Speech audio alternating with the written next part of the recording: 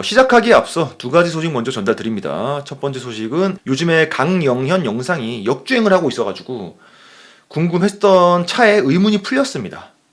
피해자의 제보가 하나둘씩 들어오고 있는 상황인 건데 강영현이 카페나 톡방을 비공개로 한 채 걸어 잠그고 소수 인원을 대상으로 리딩방을 활발하게 운영하고 있다라는 피해자 제보가 들어온 거죠. 내부자들로부터 정말 자세한 내용의 제보도 들어왔고요. 심지어 유명 연예인이 홍보를 하고 있다라는 정황까지 제공이 됐는데 아직 크로스 체크가 된 게 아니어서 유명인 이름은 밝히지 못하지만 정확한 근거 자료가 확보되고 크로스 체크를 완전하게 한 뒤에는 공개를 하도록 하겠습니다. 강영현이 활동하는 공간이 이제 비공개 카페나 또 비공개 톡방이기 때문에 폐쇄적이기도 하고 F킬러가 자료를 확보하는 게 불가능하다 보니까 내부자에게 자료 요청을 해놓은 상황이고요. 그리고 새로운 내용의 제보도 있었는데 이들이 거래소 앱을 만들어서 사기를 치고 있다는 내용이고 이것도 역시 크로스 체크랑 신빙성이 있는 자료 확보를 한 후에 공개를 하도록 하겠습니다. 신기한 거는 AI 비서를 써서 상담을 진행하는 것 같다라는 의혹도 있었는데 어쨌든 이런 방식에 대해서는 투자자분들께서 각별히 조심을 해야 될 듯 합니다. 이름이 있는 전문가 혹은 유명인이라는 그 네임밸류에 넘어가서 피해를 보는 사례가 굉장히 많아지고 있고 또 그냥 종목을 추천하는 것을 넘어서 이런 식으로 앱 자체를 만들어버려서 유명인과 또 개발자들이랑 콜라보로 팀워크를 해버리면은 이건 또 어나더 레벨의 피해가 발생할 수 있기 때문에 만약에 제보 내용이 사실이라면 상황은 매우 심각한 것이다. 이미 코인판에서는 이제 거래소 앱 사기를 겪어본 적이 있죠. 이 방식이 주식까지 넘어오고 있는 상황이라면 매우 심각하다고 볼 수 있고요. 피해자들이 거래하는 앱 안에서 계좌를 만들 것이고 또 그 계좌에 입금을 하고 트레이딩을 진행하는 방식이기 때문에 입금을 하는 순간 그 입금된 돈은 되찾을 수 없게 돼버립니다. 근데 여기서 그치지 않고 이 사람들이 비번 기재의 오류나 뭐 그런 비슷한 핑계로 계좌를 잠궈버린다고 합니다.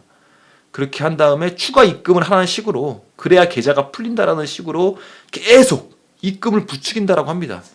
그러니까 한번 발이 빠지면은 죽기 전까지는 뭐 나올 수 없는 시스템을 구축했다라고 보면 되는 거고요.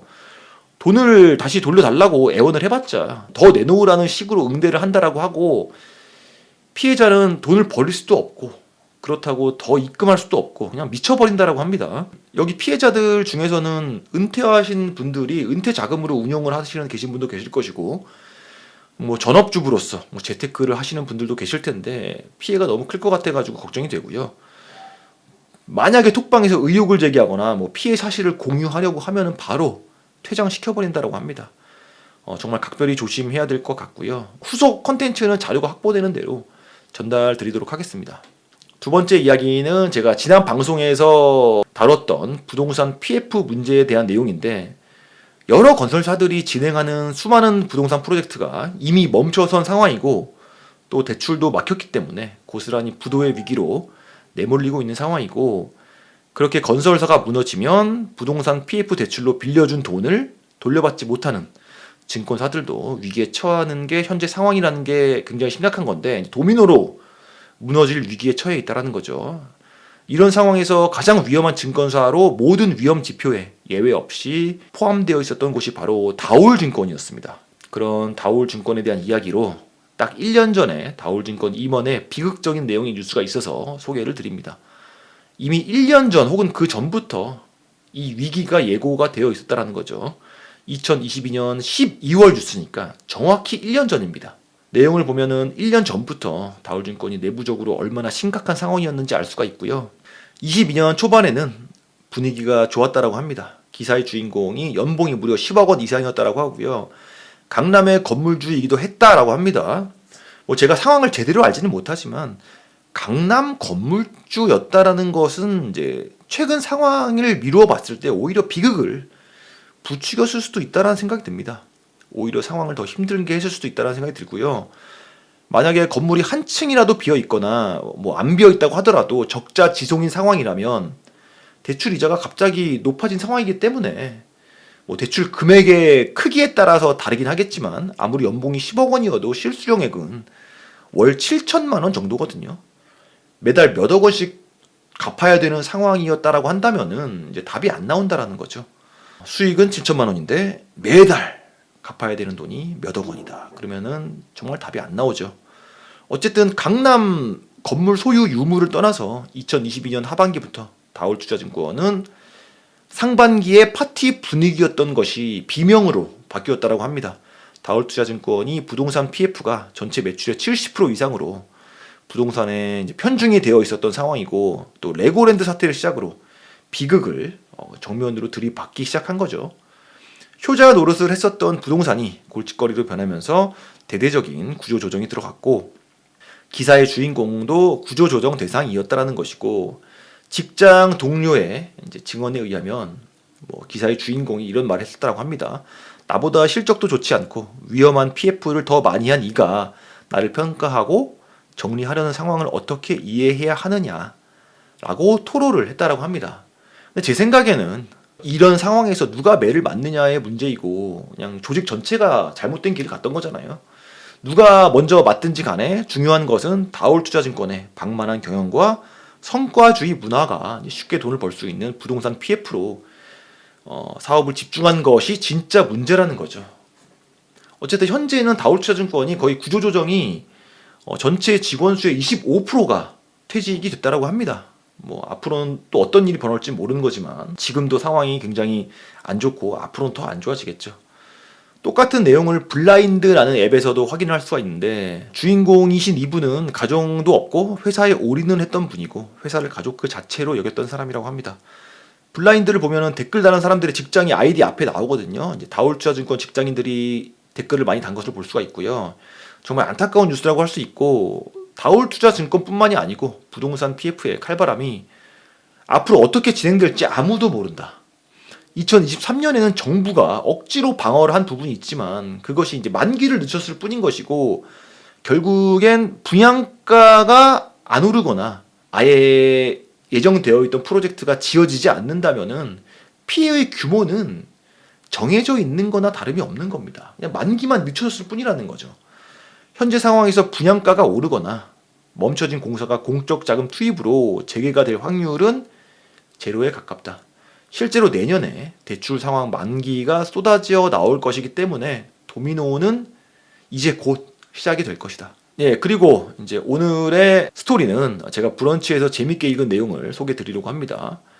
자유인을 꿈꾸는 월급 노예임 노예라는 작성자의 글인데, 자본주의를 분석하고 이제 비판한 내용이 많은 채널이고요. 좋은 글이 더 많기 때문에 혹시 궁금하신 분들을 위해서 링크는 본문에 삽입을 해놓겠습니다. 주요 설정은 카드사 내부 직원이 바라본 신용카드 시스템의 민낯과 부조리에 대한 이야기고요.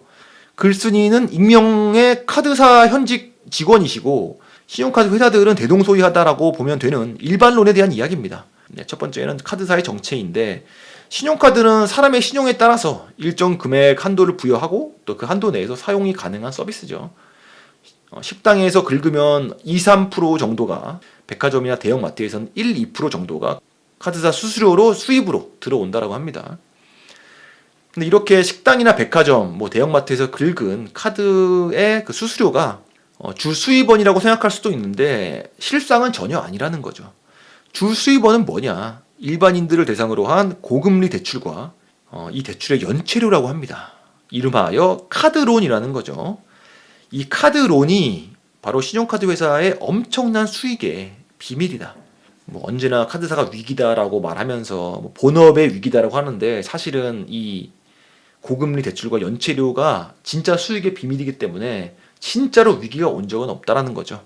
이 카드론 상품들의 차이가 있겠지만 이자율이 대략 10에서 20% 정도라고 하니까 대한민국 사람들 중에서 이렇게 높은 금리로 얼마나 많이 돈을 빌리고 쓰는지를 가늠할 수 있는 부분이고요. 정말 카드사가 많잖아요.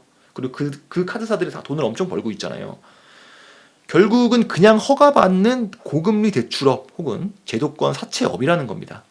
그럼 이런 서비스는 누가 쓰는가? 안타깝게도 당장 급전이 필요한 사람들이라는 거죠.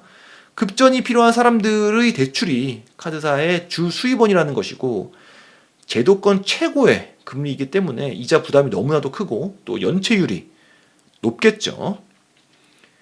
그러니까 이 악순환에 빠진 사람들을 상대로 하는 장사가 바로 신용카드 업의 본질이고, 높은 이자로 돈을 빌려다 쓰고 또 제때 못 갚으면 연체율로 돈을 벌고, 그러다 보니까 가난한 자들을 더 가난하게 만드는 시스템이고 또 쳇바퀴를 돌게 하는 그런 시스템이라는 거죠. 이자가 조금이라도 낮거나 또 연체율이 조금이라도 낮거나 그러면은 당장 돈이 없는 사람 입장에서는 회복하는 속도가 빠를 텐데 그게 계속 늦춰지고 쳇바퀴 안에서 돌수록 또 카드사는 계속 돈을 벌고 있는 그런 구조라는 거죠. 그러니까 카드사 입장에서는 급전을 빌린 사람이 빨리 안 갚는 게 훨씬 이익이라는 겁니다. 빨리 못 갚게 하기 위해서는 이자율을 높이고 연체율을 높이면 훨씬 더 큰 이익이 된다는 거죠. 그래서 이제 카드사를 이제 비교하는 대상이 이제 셰익스피어의 극인 베니스의 상인에 나오는 악덕 고리 대금업자 샤일록과 비교를 합니다.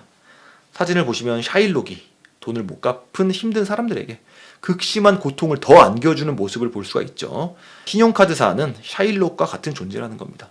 그럼 이 신용카드 고리대금 업자들이 가난한 자들에게는 20%의 고금리로 돈놀이를 하는데 비해서 부자들에게는 또 어떻게 서비스를 제공하는가, 이게 굉장히 중요하다는 겁니다. 소위 VVIP라는 사람들에게는 뭐 거의 굽신 모드라고 합니다. VVIP용 연회비 수백만 원짜리 카드들이 사실은 되게 적자를 보는 시스템이라고 하고요. 이 카드에서 제공하는 혜택이 고비용 서비스가 가득하기 때문에 상품 유지하는 것 자체가 적자라고 합니다. 왜냐하면 이 최고 등급의 카드를 쓰는 사람들에게 또 보여주기식의 엄청난 서비스를 제공해야 되는데 그 비용이 어마어마하다는 거죠. 그러다 보니까 신용카드사 입장에서는 적자라는 겁니다. 그럼 적자인데 왜 유지를 하는가? 라는 질문에 대해서는 유명한 사람, 돈 많이 쓰는 사람들이 쓰면은 그 이상으로 또 파급 효과가 있다는 거죠. 광고 효과가 있다는 겁니다. 그러니까 VVIP에게는 손해보는 장사를 하고 급전이 필요한 정말 힘든 사람에게는 20%라는 혹은 그 이상의 살인적인 금리로 뜯어가고 거기에 연체료까지 챙겨서 수많은 카드사들이 돈을 벌고 있다. 여기서 가장 구역질 나는 서비스라고 예를 든 것이 바로 선포인트 카드라는 것인데, 서민을 위한 금융이라는 프레이즈로 카드사들이 포인트를 선 지급하는 카드라고 합니다. 뭐 이런 카드를 본 적 있으실 거예요. 겉으로 보기에는 사용자들의 이득인 것처럼 속여서 광고를 하고 뒤통수를 치는 전형적인 양두구육 상품이라고 하고요. 포인트를 먼저 지급을 하는 건데 만약에 카드 실적이 부족하거나 포인트 이상으로 써버리면은 빚이 생기는 구조라고 하고요. 이렇게 카드의 요건을 충족시키지 못하면 받은 금액을 현금으로 토해내야 되고 연체 이자는 무려 27.9% 정도라고 합니다. 뭐 카드마다 다르겠지만 대략 이 정도 된다고 합니다. 카드사에서 통상적으로 받는 살인적인 고금리보다 더 살인적인 금리를 받는 서비스이기 때문에 결국은 카드사에서 돈을 더 벌기 위해서 독소 조항을 가득 심어 놓은 지뢰 상품이라는 거죠. 하지만 겉으로 보기엔 먼저 포인트를 선 지급받아서 쓸 수 있다라는 치명적인 매력만 부각시킨 눈속임 사기라는 겁니다. 당연히 부자들은 이런 상품을 절대로 쓰지 않고요. 이런 서비스를 쓰는 순간 여러분들의 신용 등급은 수직 낙하할 것이고 회복에 얼마만큼의 시간과 노력이 들지는 아무도 모른다. 이런 부분들은 금융회사에서는 절대로 말해주지 않습니다. 이런 선포인트 카드가 수많은 고발 프로그램에서 저격을 했고 지탄을 받으면서 사라진 상태라고 하고요. 그러나 카드사들은 또 이런 류의 속임수로 돈을 벌기 위해서 타이밍을 재고 있을 것이기 때문에 계속 눈여겨봐야 되고 의심을 해야 된다. 신용카드사뿐만 아니라 금융업은 전반적으로 약탈이라고 느껴지는 수많은 기술들을 선보이고 있고 늘 그렇듯이 당한 사람이 손해입니다. 그래서 안 당하는 게 상책이다.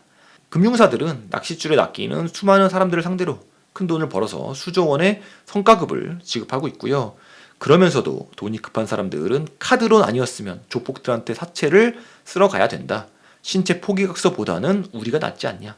그래도 급전이 필요한 사람들을 위해 제도권에서 보호하고 있는 거야 라는 논리를 펼치고 있는 중이죠. 오늘 이렇게 세 가지 이야기로 꾸려봤고요. 도움이 되셨다면 구독과 좋아요 부탁드립니다. 감사합니다.